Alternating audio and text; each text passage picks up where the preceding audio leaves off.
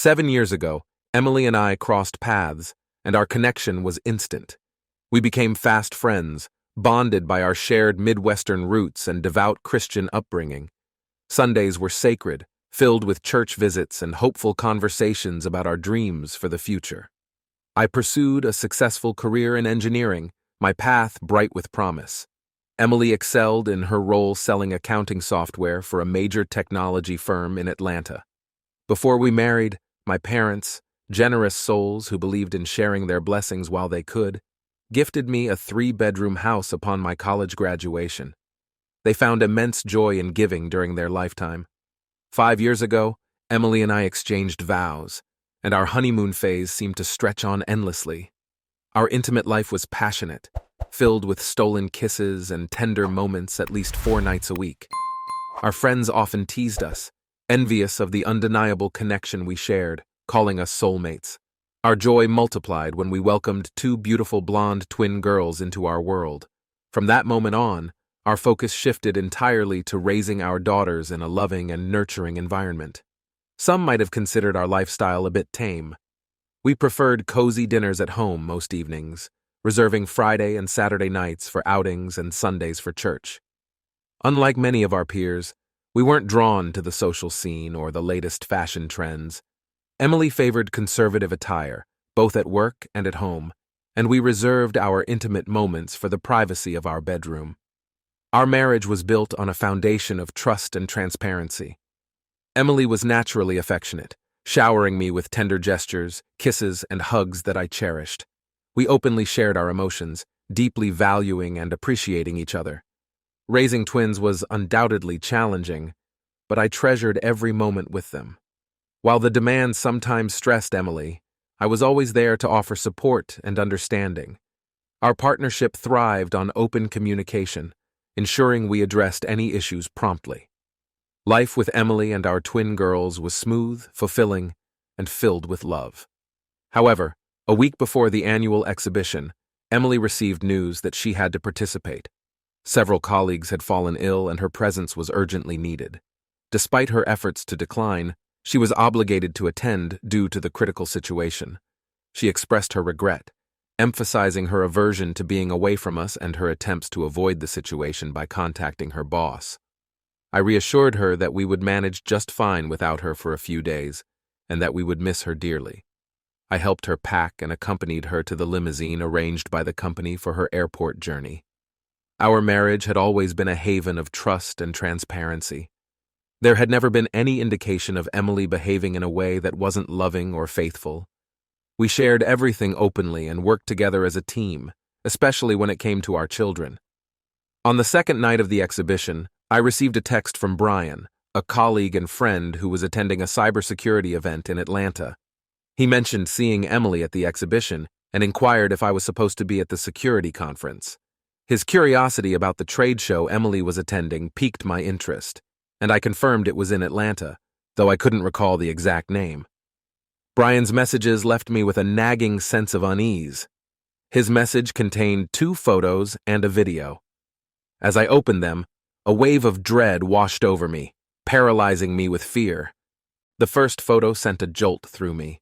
It showed my wife in an outfit I didn't recognize, VDJ, the shortest dress I'd ever seen her wear, hugging her curves and showcasing her ample chest with a plunging neckline. She wore pumps I'd never seen before, her hair and makeup flawlessly done, radiating a stunning allure. Never had she appeared so captivating. At first, I convinced myself it must be someone who resembled Emily. It seemed impossible that it could be her. I chuckled inwardly, thinking, I wish Emily would dress like that one day. But the amusement faded with the next photo, a close-up of her seated next to Andrew, one of her bosses. I sat there stunned and motionless, not even blinking, until the next photo appeared, VDJ. A close-up of her smiling and gazing into Andrew's eyes. My heart sank at the sight. Though I tried to rationalize that there must be a logical explanation, it felt futile. The following message contained a brief video clip showing my wife kissing Andrew. Her arms were wrapped around his neck, his hand resting on her right breast. In that instant, my world collapsed. Tears of anguish streamed down my face, my heart raced, and a wave of nausea engulfed me. A message came through. "Hey, are you okay? What should I do? Can you see her right now?" I replied, "Yes, I'll give her a call right away to check on her." I dialed her number, hearing it ring several times before reaching voicemail. Leaving a message, I expressed our longing to speak with her and hoped she was having a pleasant evening. I updated Brian. "I just tried reaching her. What happened?" Brian's remorse was palpable. "Michael, I'm sorry about this." She took her phone out of her purse, glanced at the caller ID, then returned it to her purse. "I can't believe it's her. I've never seen her behave or dress like this before." "Brian, it's okay. Thank you for being upfront with me. You're a true friend. I'll handle this myself. If possible, avoid confronting her. Keep me informed if anything else occurs, but don't waste time trailing her. I'll handle it from here. Are you going to be okay, buddy?" "No, I'm far from okay. But I know what I need to do. I'll handle it. I'm still reeling from the shock, but I'll come to terms with everything. Thanks again." "Anytime. I'm here for you. Take care of yourself. Thanks once more." I poured a stronger drink and sat in the dimly lit living room, grappling with the sudden collapse of my world in under 20 minutes. I had been oblivious to any issues in our relationship. How long had this been going on? Was I truly oblivious to the signs? No, she never gave me cause for concern. In fact, over the past 6 months, our bond had grown stronger, our closeness intensified. None of it made sense, leaving me bewildered. In the following hour, Brian sent more photos and videos. A brief clip showed them dancing, his hand on her back. Another captured them kissing on the dance floor. A photo depicted a deep, private kiss on a deserted dance floor, oblivious to the music's end. I acknowledged it was over between us. I had so much to process and understand. Using my analytical skills as an engineer, I spent the next few days crafting a detailed plan. Then, unexpectedly, Emily called me around 10 p.m., just after I received the damning final photo. I took a deep breath, trying to steady my nerves, determined not to reveal any knowledge of her betrayal. "Hey there, sorry I missed your earlier call. I was at a dinner meeting and couldn't step away. I missed you so much, baby." The silence of the house was deafening. I took a deep breath, trying to center myself. This was my chance to gather my thoughts and prepare for the difficult conversation I knew I had to have with Emily. I activated the tracking software on her phone, a knot forming in my stomach. I told myself it was for the best, for the sake of our daughters and the possibility of understanding what had happened. The software provided a detailed map showing her location. She was at home, just as she had claimed. Relief washed over me, but it was short-lived. I knew this was just the beginning. I spent the next few hours reviewing the recorded data. The voice recordings were particularly painful. I heard her conversations with Andrew, their voices laced with intimacy and affection. It was like a knife twisting in my heart. The messages were equally devastating. They spoke of stolen moments, secret rendezvous, and a connection that ran deeper than I could have imagined. As the afternoon wore on, I felt a growing sense of anger and betrayal. The woman I thought I knew, the woman I had built a life with, was a stranger. When Emily woke up from her nap, I put on a brave face. I couldn't let her see the turmoil raging inside me. "How was your nap, sweetheart?" I asked, forcing a smile. "It was good, Daddy," she replied, her eyes sparkling with innocence. I hugged her tightly, burying my pain beneath a facade of normalcy. Later that evening, after the girls were asleep, I confronted Emily. I laid out the evidence, my voice trembling with emotion. "Emily, I know about Andrew," I said, my words heavy with pain. Her face drained of color. She tried to deny it at first, but the evidence was overwhelming. The conversation that followed was a blur. Tears were shed, accusations were hurled, and the foundation of our marriage crumbled before our eyes. I learned that her affair had been going on for months, a secret she had carefully concealed. She claimed it was a mistake, a moment of weakness, but the pain was too deep, the betrayal too profound. I couldn't forgive her. As the night wore on, I realized that our marriage was beyond repair. The trust was shattered, the love replaced by a bitter resentment. I knew what I had to do. For the sake of our daughters, I would try to remain civil, but our lives were forever changed. The next morning, I woke up feeling numb. the weight of the situation pressed down on me. I knew I had to be strong for our daughters, but the pain was overwhelming. I looked at Emily, her face etched with regret. I saw a glimpse of the woman I once loved, but the damage was done. We were strangers now, bound only by the children we shared. The road ahead would be difficult, filled with heartache and uncertainty. But I knew I had to find a way to move forward, for myself and for my daughters. The future was uncertain, but I clung to the hope that one day the pain would lessen and I could find peace. The weight of her deception pressed down on me, a leaden weight in my chest. I forced a smile, playing the role of the loving husband, the doting father.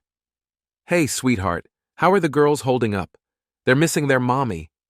Oh my goodness, they're on my mind all day, every day, and of course you too. I can't wait to wrap my arms around you when I get back. I'm going to give you the warmest kiss you've ever had. My voice was steady, my words carefully chosen.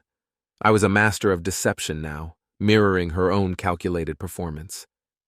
"I love you, Michael. I have to go catch the bus back to the hotel. I'll message you later." "I love you too, sweetheart. More than you can imagine," I replied, my voice betraying none of the turmoil raging within me. Her words, "I love you," felt like a slap in the face. Each "I love you" was a fresh wound, a reminder of the trust she had shattered. As I watched her walk away, I felt a surge of anger, a burning desire for retribution. "Kitten," I muttered under my breath, the word tasting like ash in my mouth. The image of her with Andrew, her laughter echoing in my mind.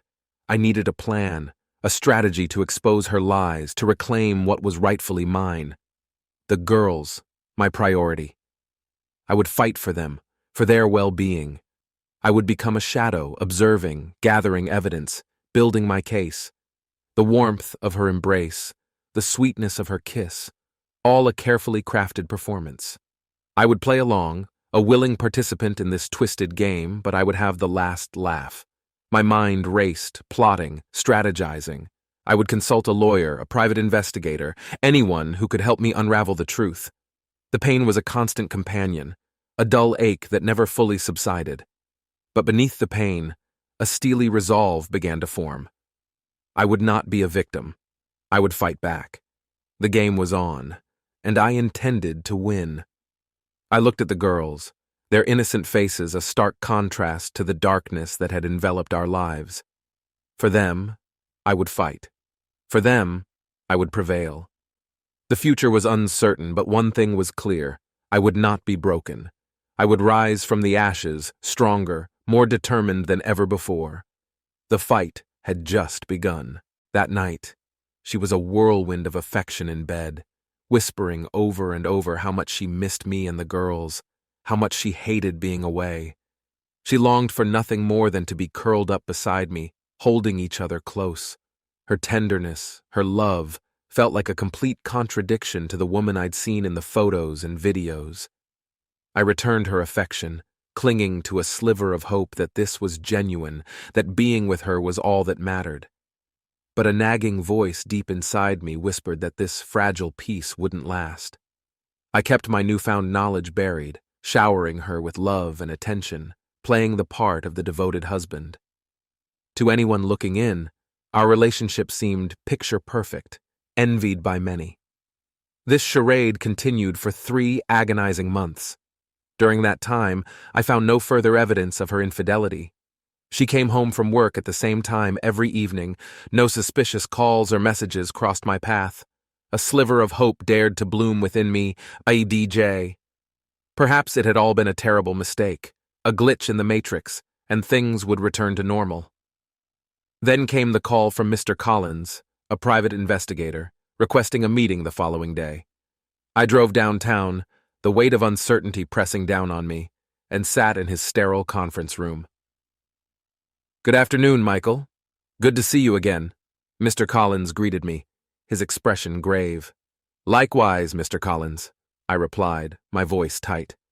"Michael, I wish I had better news, but unfortunately, I have some bad news to share. Are you ready to review our findings?" I sighed, a heavy weight settling in my stomach, and nodded. bracing myself for the worst.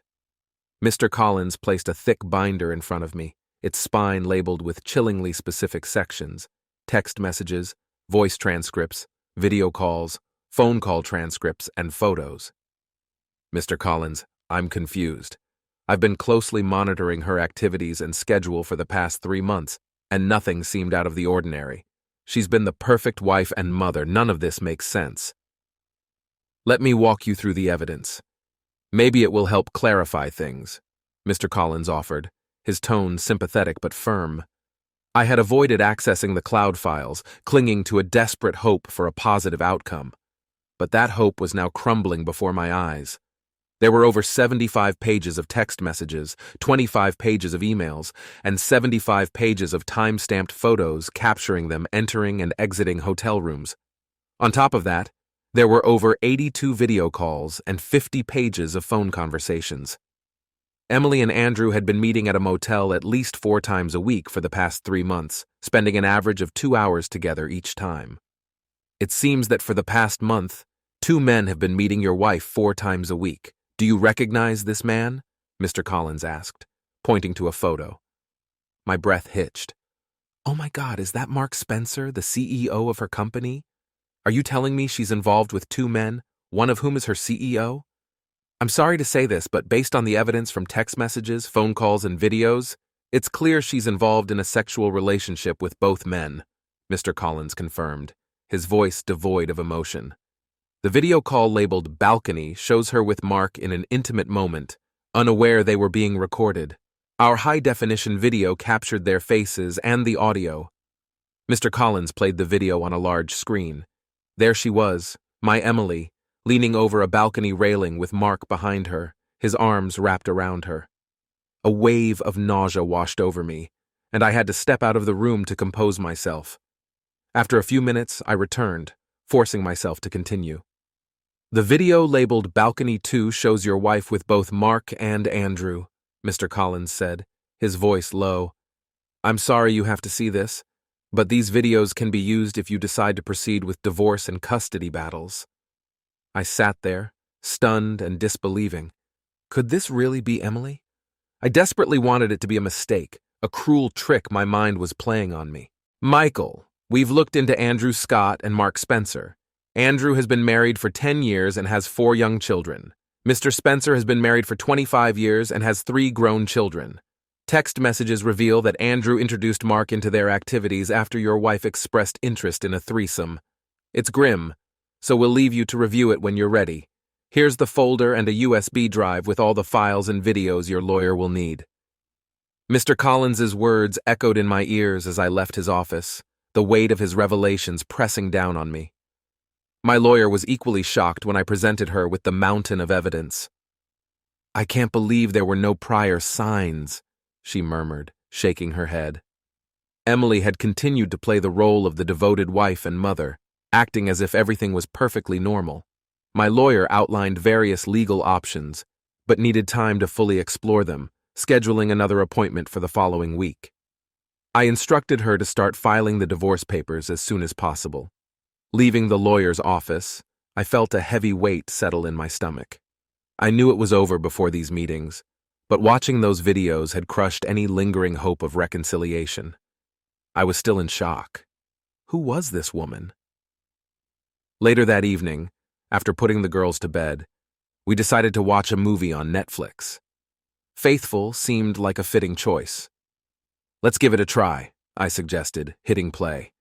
I was fully aware of the film's theme of infidelity, and I had rehearsed my approach. During the movie, I casually mentioned a female intern at my office who had been showing interest in me for months. Can you picture me with another woman? I chuckled, trying to sound nonchalant. Emily's eyes narrowed. Really? Who is she? If I even suspect you thinking about her, I'm gone. Got it? Your mind and no one else's, she declared, her voice edged with a surprising intensity.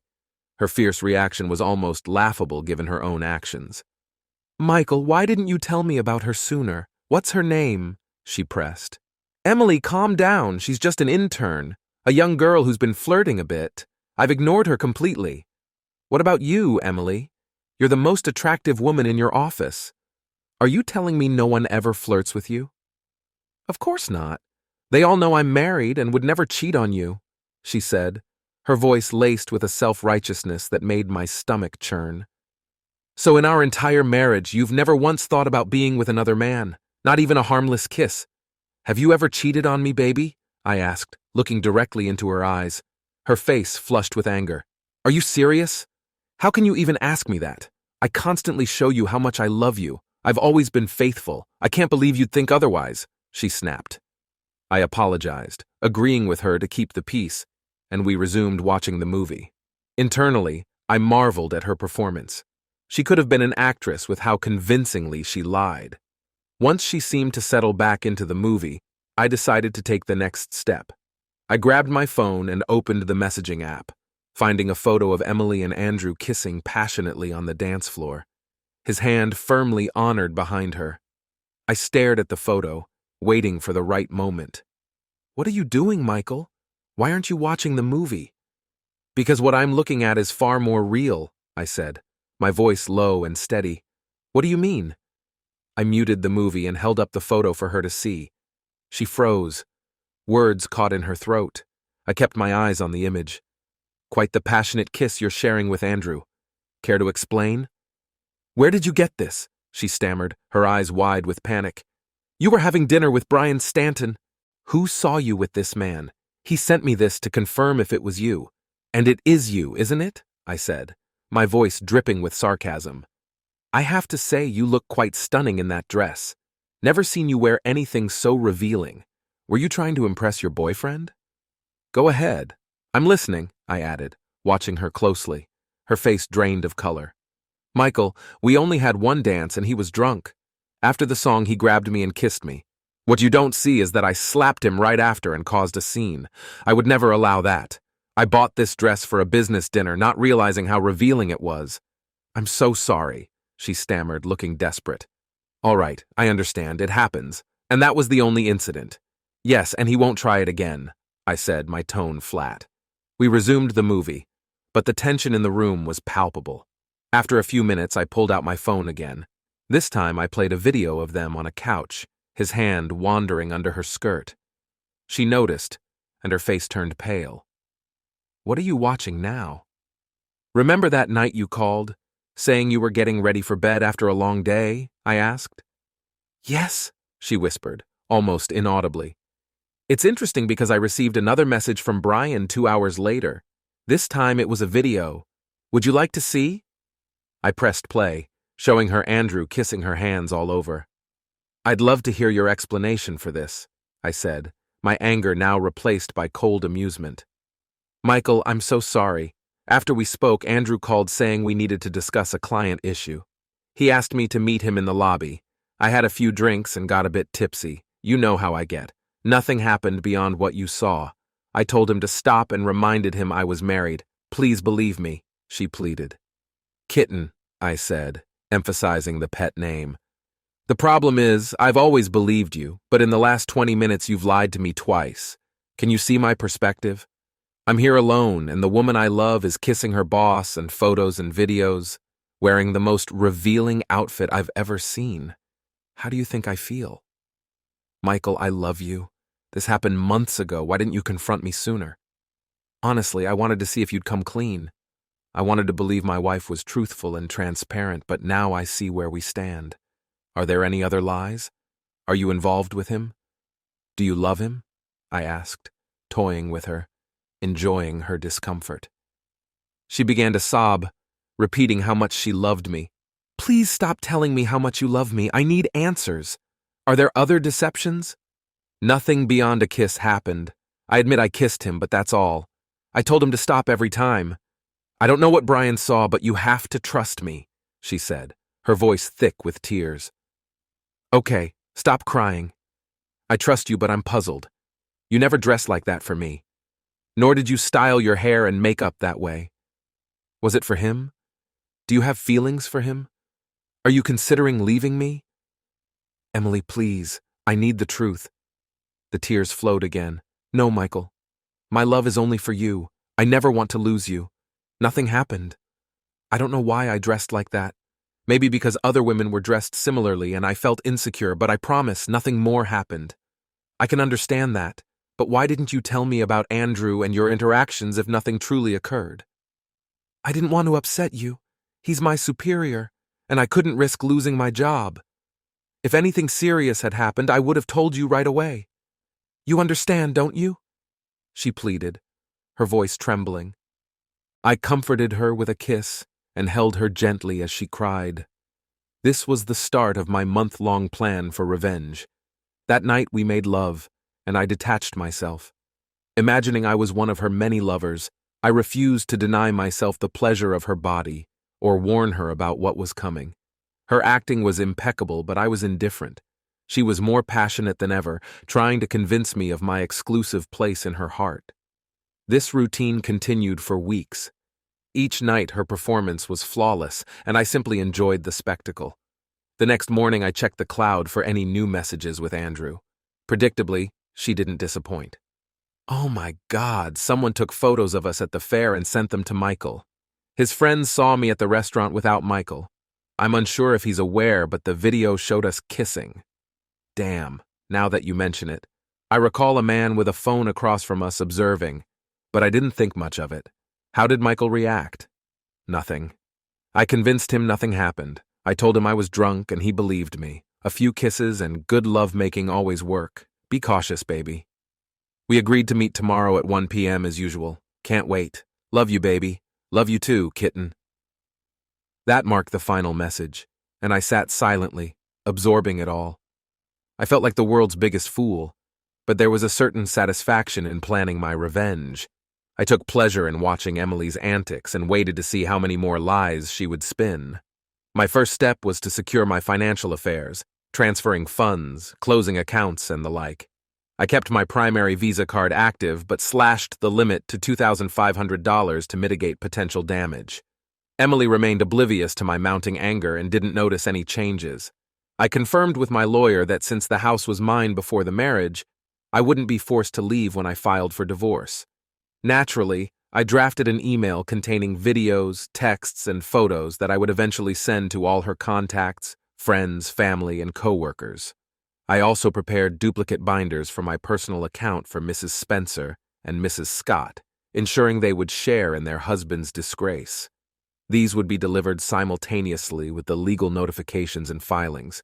I instructed my lawyer to prepare for public civil lawsuits against both Andrew, her boss, and Mark, the company's CEO. Given the company's prominence on the East Coast, my lawyer relished the prospect of involving the CEO. We planned to propose a settlement before unveiling the CEO and manager's misconduct. Collaborating with child services attorneys, we aimed for full custody of the girls and diligently compiled documents for the investigation. Over the ensuing weeks, everything appeared normal. We tended to the children and spent quality time together daily. Our conversations skirted around the elephant in the room, leaving the issue untouched. My silence drove her to the brink of madness. The uncertainty of my thoughts must have been tormenting her. To further toy with Emily, I posed a few probing questions. So, Emily, has your boss taken any action against you since the fair? Is there something you'd like to share? Armed with insights from her conversations with Andrew, I marveled at her composure in maintaining her facade. It was amusing to observe her reaction, and I could even predict when she was about to lie.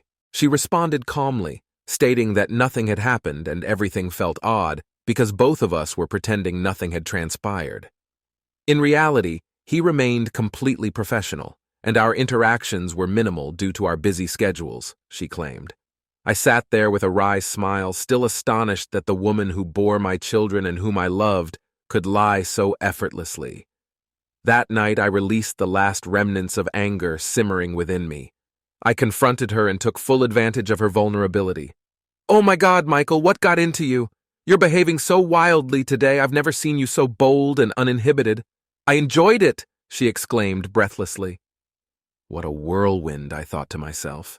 I knew this would be our final encounter before everything surfaced the next day, and I intended to make the most of it. The next afternoon, the sheriff entered the office of Tricom International and requested to see Mr. Spencer. Moments later, Sheriff Clark handed him an envelope. Mr. Spencer, you've been served, he said.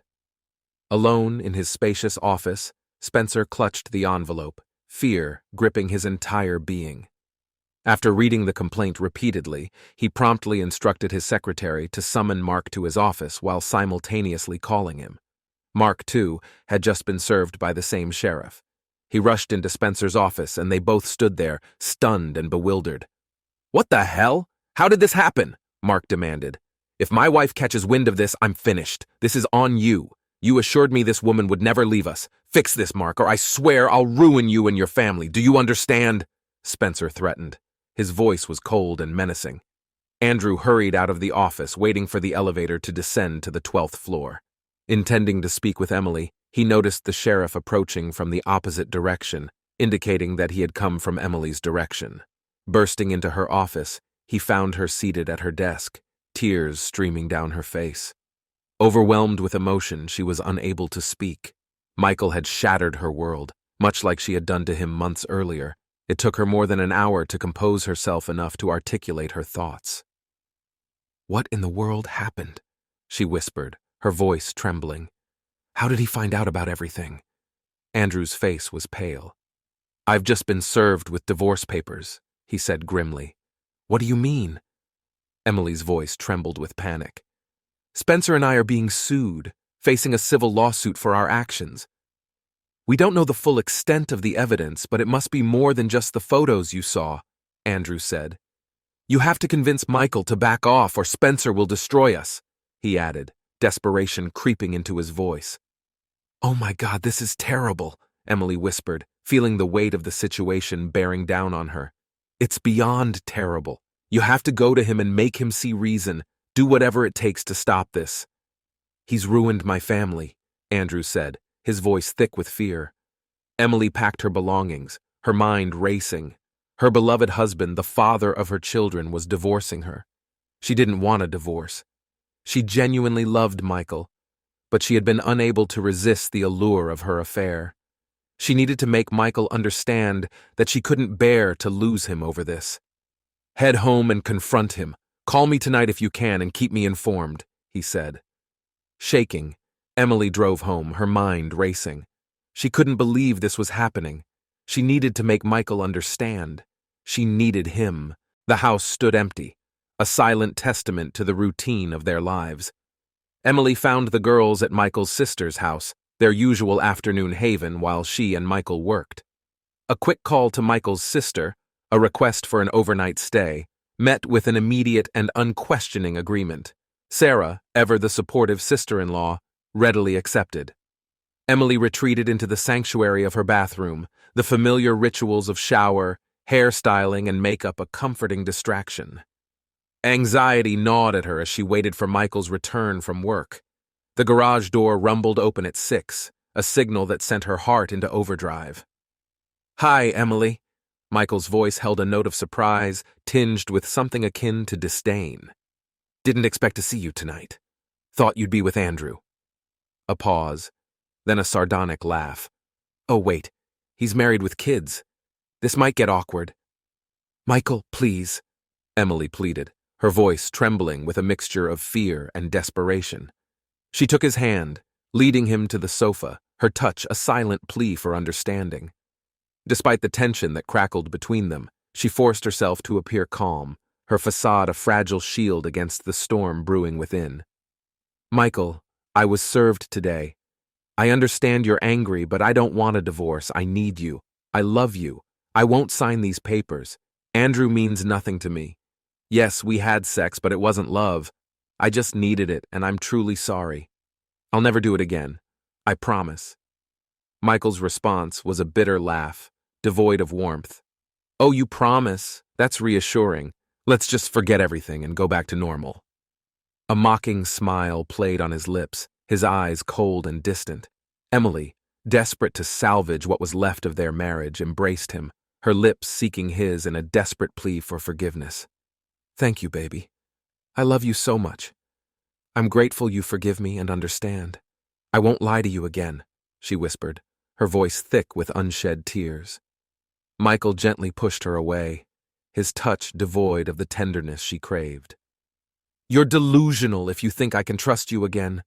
After all your lies and deceit, there's nothing left. I gave you many chances, but you kept lying, deceiving me, ruining our lives." His voice hardened, his gaze piercing. "I know all about your daily hotel rendezvous with your bosses. Did you really think I'd take you back after all this?" His words were like shards of glass, piercing her heart. "But why go after Spencer and Andrew?" she asked, tears streaming down her face. "Because they're a part of this mess," Michael stated coldly. "They're CEOs of a multi-billion company. Once I'm out of here, I'll need money to support the girls properly. Since they're partly responsible for destroying our marriage, I'll destroy them too. I plan to dismantle their families, hit them financially, and use them the way they used you." Emily had never seen Michael this intense, this focused. The gravity of the situation crashed down upon her, leaving her breathless.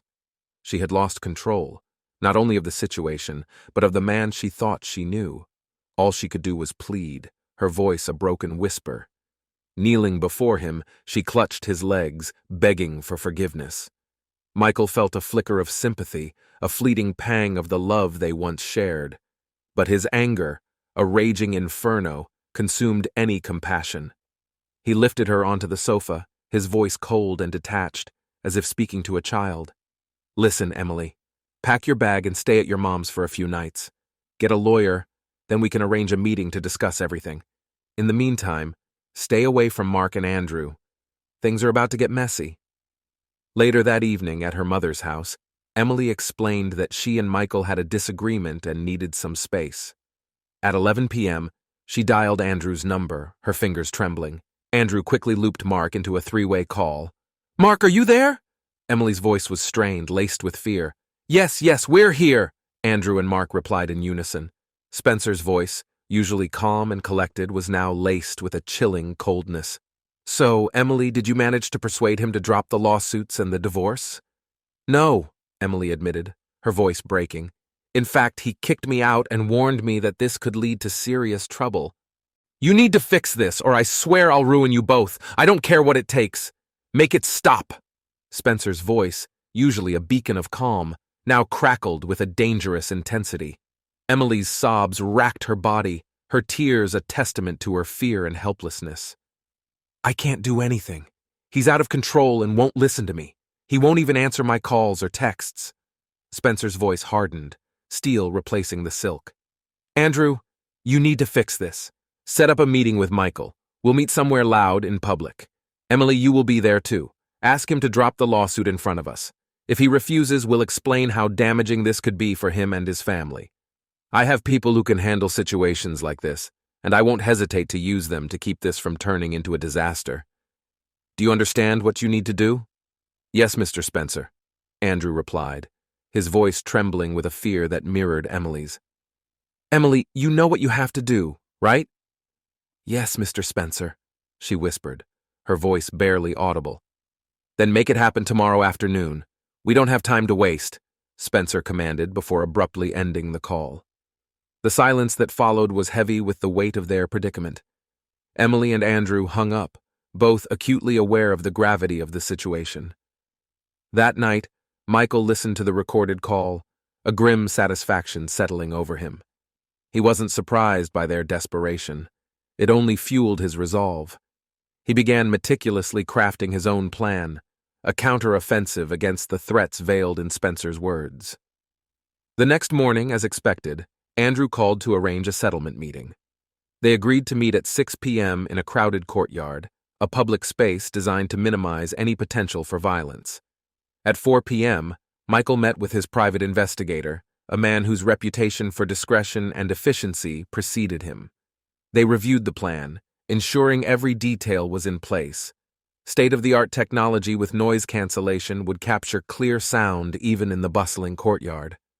A second private investigator would be present, discreetly filming the meeting, providing irrefutable evidence should it be needed. Michael arrived at 6:15 p.m., deliberately keeping them waiting.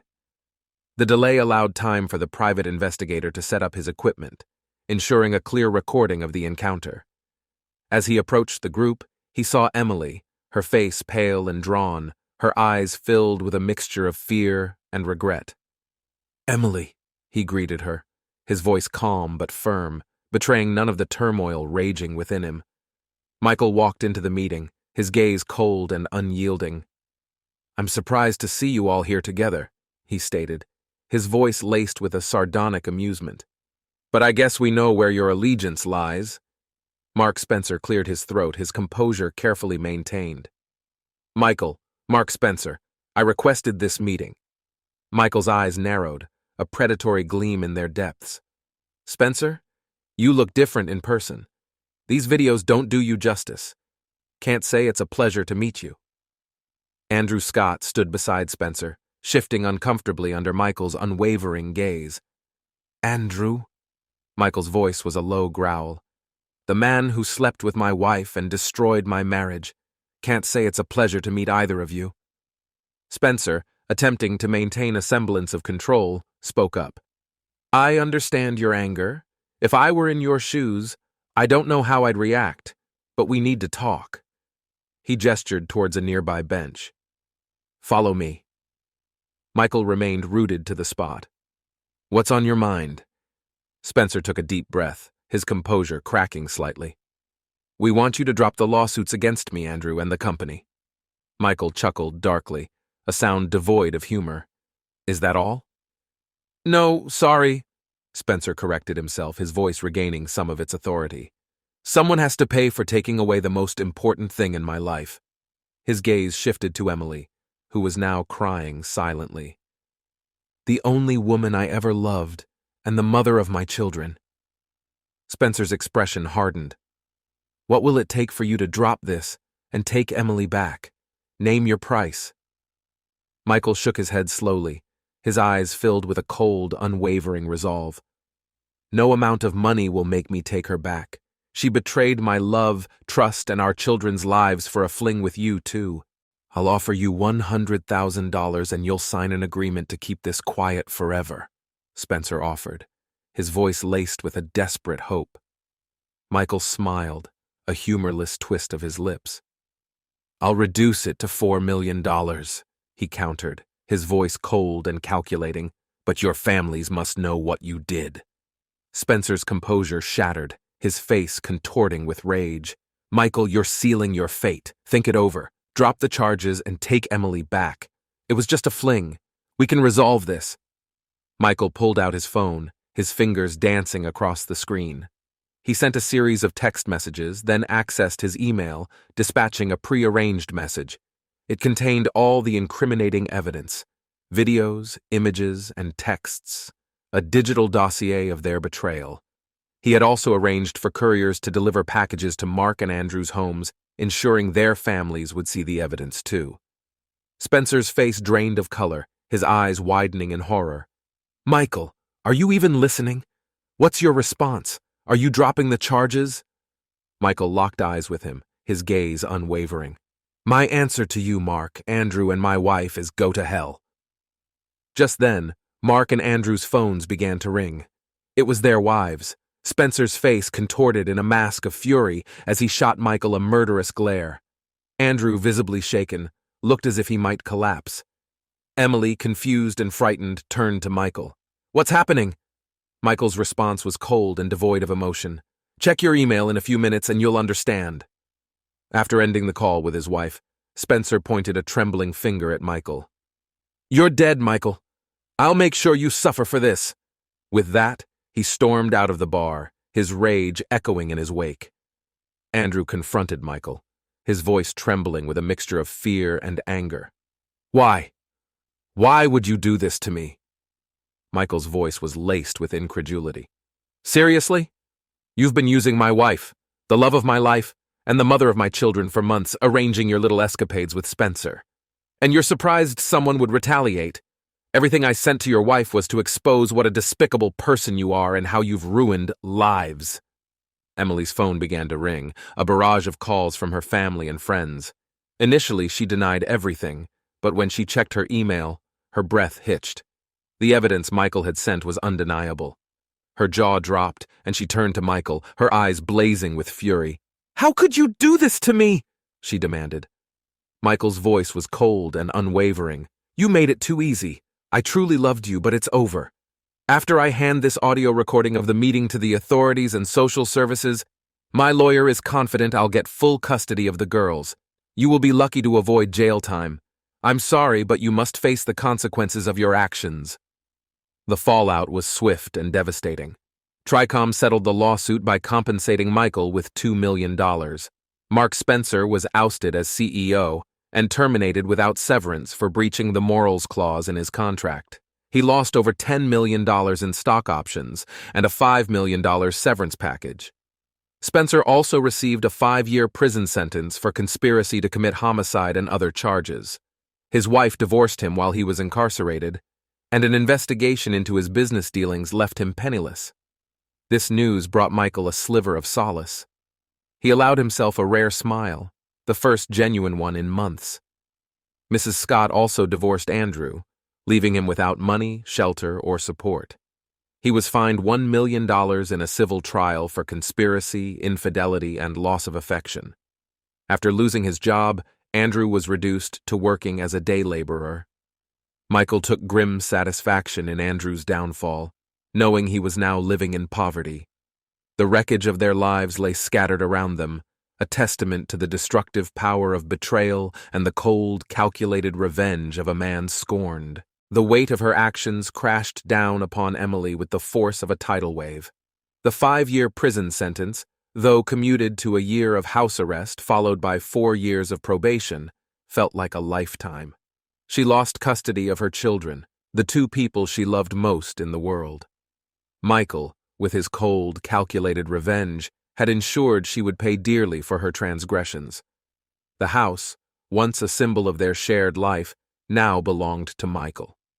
Upon her release, she found herself homeless, adrift in a sea of regret and despair.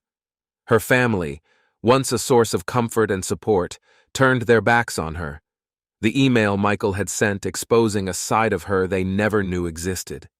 She fell into a deep depression, the weight of her actions crushing her spirit.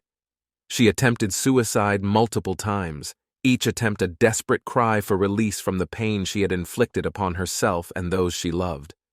She now resided in her mother's basement, a shadow of her former self. The legal battle for divorce proved futile. The evidence against her was overwhelming, a testament to her betrayal. Michael, consumed by a father's love, dedicated himself entirely to his daughters. Freed from the constraints of work, he poured all his energy into raising them.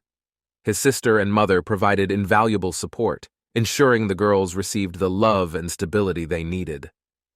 Emily's attempts at reconciliation were met with silence. The girls, shielded from the pain of their mother's actions, were thriving under Michael's care. While Michael found solace in his daughters, the scars of betrayal ran deep. He harbored a flicker of love and forgiveness for Emily, but the memory of her deceit lingered, a constant reminder of the trust she shattered. He knew it would take years, perhaps a lifetime, before he could fully heal and open his heart to love and trust again. The road ahead was long and arduous, but he was determined to provide his daughters with a stable and loving environment, a stark contrast to the chaos she had brought into their lives. Emily, trapped in a cycle of guilt and despair, remained a prisoner of her own making.